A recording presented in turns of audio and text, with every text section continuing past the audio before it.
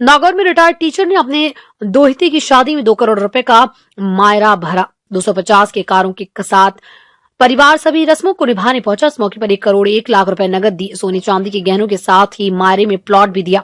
दरअसल नागौर में डेह तहसील से बुरड़ी गांव के रहने वाले रिटायर्ड शिक्षक राम नारायण झाड़वाल की बेटी संतोष के बेटे रामेश्वर की शनिवार को शादी हुई थी। इस दिन वो सुबह मायरा की रस्म पूरी की गई। राम नारायण के साथ उनके 2 बेटे डॉक्टर अशोक और डॉक्टर राम किशोर झाड़वाल भी कारों के काफिले के साथ समारोह स्थल पर पहुंचे। राम नारायण की बेटी संतोष और दामाद मनीराम ढाका नागौर के माल गांव में ढाकों की ढाणी में रहते हैं। संतोष मनीराम के बेटे की शादी में नाना और मामा ने पूरे परिवार के साथ मायरा की रस्म निभाई। परिवार के मित्र और साहित्यकार पवन पहाड़िया ने बताया कि वर्तमान में किसी के पास पैसा होना बड़ी बात नहीं, बड़ी बात है दिल का बड़ा होना। नागौर में राम नारायण के परिवार ने यही चरितार्थ किया।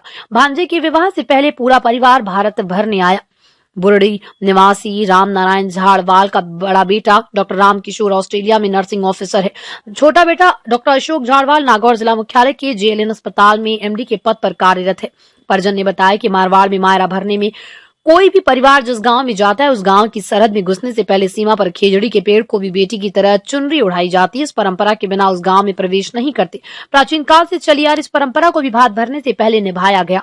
बहन के बच्चों की शादी होने पर ननिहाल पक्ष की ओर से मायरा भरा जाता है। इसे सामान्य तौर पर भात भी कहते हैं। इस रस्म में ननिहाल पक्ष की ओर से बहन के बच्चों के लिए कपड़े, गहने और अन्य सामान दिए जाते हैं। इसमें बहन के ससुराल पक्ष के लोगों के लिए भी कपड़े और जेवरात आदि होते हैं। मायरा की शुरुआत नरसी भगत के जीवन में हुई थी और नरसी का जन्म गुजरात के जूनागढ़ में करीब 500 साल पूर्व हुमायूं के शासन काल में हुआ था। नरसी जन्म से ही गूंगे बहरे थे। वो अपनी दादी के पास रहते थे। उनके भाई भाभी भी थे। भाभी का स्वभाव कड़क था। एक संत की कृपा से नरसी की आवाज वापस आ गई। उनका बहरापन भी ठीक हो गया। नरसी के माता पिता गाँव की एक महामारी का शिकार हो गए। नरसी की शादी हुई लेकिन कम उम्र में ही उनकी पत्नी का निधन हो गया। नरसी का दूसरा विवाह कराया गया। समय बीतने पर नरसी की बेटी नानी बाई का विवाह अंजार नगर में हुआ था। इधर नरसी की भाभी ने उन्हें घर से निकाल दिया। नरसी श्री कृष्ण के अटूट भक्त थे। वो उन्हीं के भक्ति में लग गए।